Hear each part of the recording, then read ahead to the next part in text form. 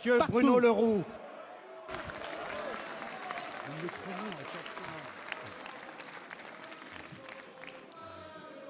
Allez, mes chers collègues, s'il vous plaît. Allez, on arrête ce genre de comportement. C'est pas digne de l'Assemblée nationale. Mes chers collègues, je vous le redis une fois. Ce sont les questions au gouvernement, ce ne sont pas les questions qui sont adressées au Premier ministre. D'ailleurs, vous le savez très bien, puisque toutes vos questions sont posées au Premier ministre. Donc après, c'est au Premier ministre de choisir le ministre qui doit répondre. Voilà. Allez, Monsieur Bruno Leroux. Monsieur le Premier ministre, ce matin, à l'issue du Conseil des ministres, le Président de la République a présenté des mesures fortes et cohérentes. La base en est le service de la République. Que l'on ne sert pas pour s'enrichir, les Français doivent pouvoir en être assurés. Les mesures annoncées marquent une double rupture. La première rupture se résume d'un simple mot, indépendance. Indépendance de la justice sur laquelle nulle pression ne s'exerce, à la différence d'auparavant. Indépendance de la presse sur laquelle nulle pression ne s'exerce. Indépendance du contrôle, enfin, avec la haute autorité annoncée ce matin. Mais là aussi, une deuxième rupture intervient. La France renoue enfin avec la lutte contre la fraude fiscale et toutes les formes de délinquance financière. Après 10 années d'une complicité passive, notre pays a reculé dans toutes les études internationales. Pendant 10 ans, notre pays a conduit une politique complaisante avec la fraude et les fraudeurs, complaisante avec la fraude fiscale, Madame Pécresse, complaisante avec la délinquance financière, Monsieur Fillon. S'il vous plaît. La droite a été si complaisante qu'elle proposait encore il y a quelques jours l'amnistie pour les fraudeurs fiscaux. Monsieur le Premier ministre, désormais la lutte contre la délinquance financière se voit dotée des moyens nécessaires. Un parquet spécifique, un office spécifique, des moyens renforcés. Je veux, Monsieur le Premier ministre, vous assurer du soutien de votre majorité. Et il devrait y avoir, sur tous les bords de l'hémicycle, un consensus républicain. S'il n'y avait pas un côté de l'hémicycle qui a été depuis 10 ans dans les arrangements avec les délinquants financiers, quand ce n'était pas pour les couvrir, alors vous allez être mis en face de vos responsabilités maintenant. Ce que vous avez fait pendant 10 ans, ce ne sera plus possible demain.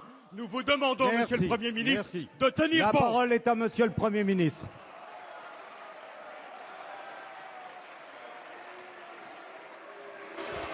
Allez, s'il vous plaît. Président, Mes chers collègues. Mesdames, Messieurs les députés,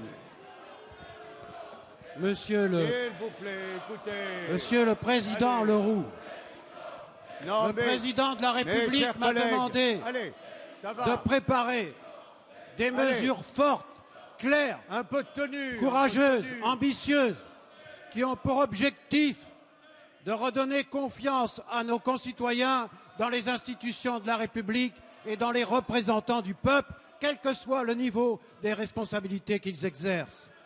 J'ai rempli ce mandat, puisqu'il me l'a demandé devant le Conseil des ministres ce matin. Ce mandat, mesdames et messieurs les députés de tous les bords, exige un peu de dignité et de respect. Allez, s'il vous plaît. En vous S'il comportant vous- de la Monsieur sorte, Geoffroy. mesdames et messieurs Monsieur de la Geoffroy. droite, Allez, Monsieur Cochet. vous vous vous comportez plaît. de façon Allez. lamentable et indigne et S'il vous vous portez plaît. atteinte à la crédibilité de la Attention à fonction l'image que vous que nous donnons. prétendez représenter. Allez, asseyez-vous, Alors les s'il vous principes sont clairs. plaît. On se calme. C'est la transparence. Elle doit être la plus forte possible. Mais aussi, c'est des sanctions plus rigoureuses, plus efficaces contre tous ceux qui auront manqué à leur mandat quand ils exercent des fonctions publiques, qu'ils soient élus ou fonctionnaires de l'État ou responsables publics.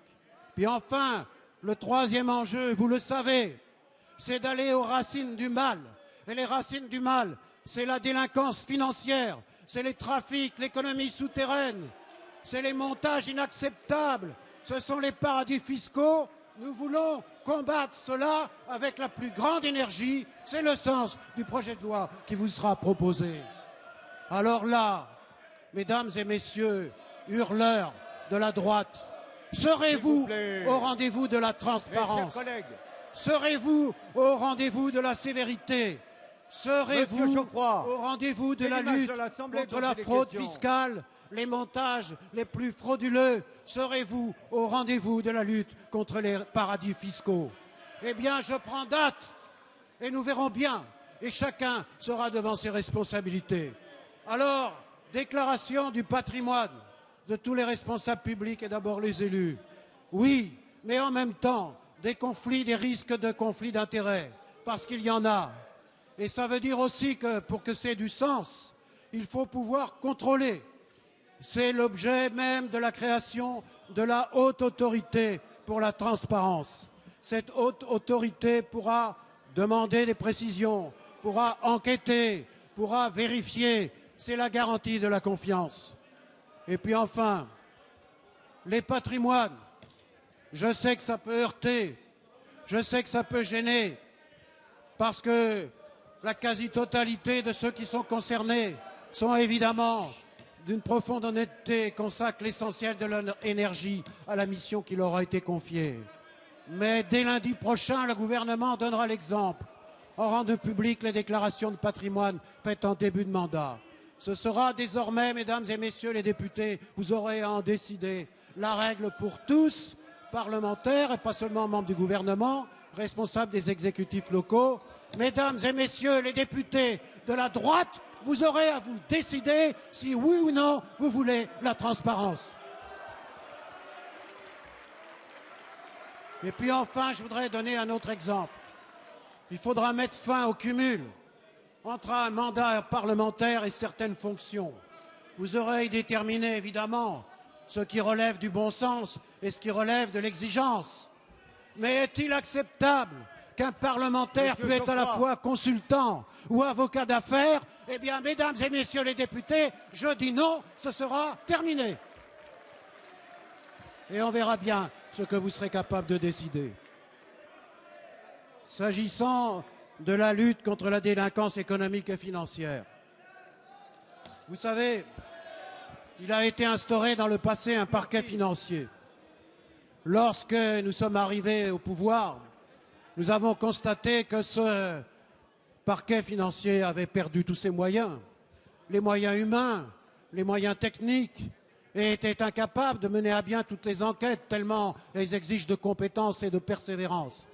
Eh bien, il sera désormais instauré un parquet spécialisé ayant une compétence nationale qui disposera des moyens de magistrats, de policiers enquêteurs et aussi de l'administration fiscale. Ces moyens seront doublés pour que ça ne soit pas simplement une intention, ça soit une réalité et pour que ce parquet soit capable d'avancer dans la réponse et l'exigence éthique de nos concitoyens. Puis enfin, un office central de lutte contre la fraude et la corruption sera institué au sein de la direction centrale de la police judiciaire. Comment voulez-vous que les policiers et les enquêteurs fassent le travail quand ils sont si peu nombreux? Eh bien, ces moyens renforcés, ces moyens réorganisés seront la garantie. Et puis enfin, les sanctions pénales.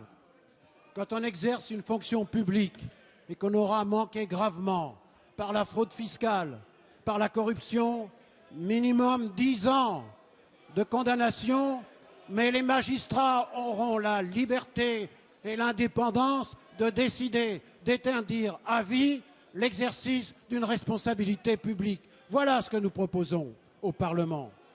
Puis enfin, je voudrais terminer par la lutte contre la délinquance financière internationale. Monsieur Goasguen, vous avez cherché à salir le ministre de l'économie et des finances et le gouvernement.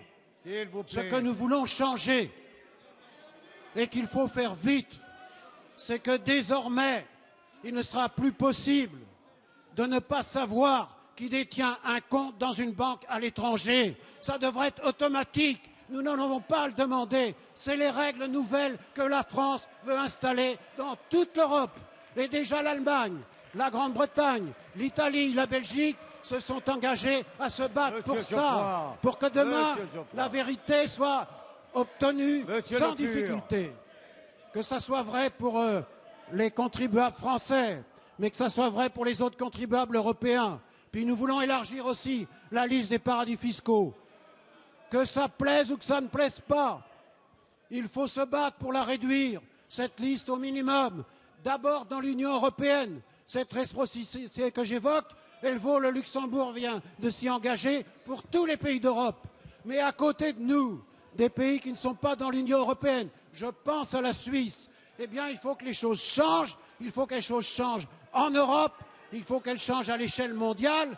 C'est tout le travail que nous allons faire, s'attaquer à la racine du mal. Mesdames et messieurs les députés, les présidents de groupe, je vous recevrai demain.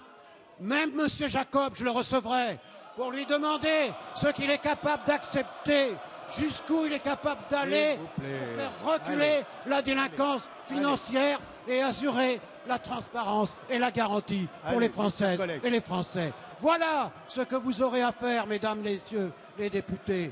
La confiance passe par le courage. Eh bien, chacun sera face à ses responsabilités.